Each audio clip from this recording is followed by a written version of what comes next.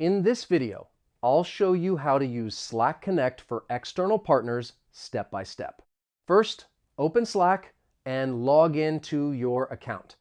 After logging in, open the workspace where you want to add an external partner. Now go to the left sidebar and find the Channels section. Click the option to create a new channel. Select the option to create a channel shared with people outside your company. This option is called Slack Connect.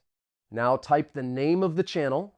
After that, enter the email address of the external partner you want to invite. Send the invitation.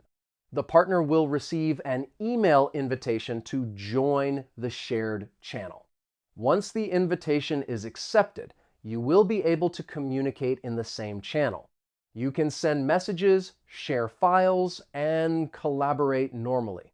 Slack Connect allows you to work with clients, vendors, or partners in a secure space.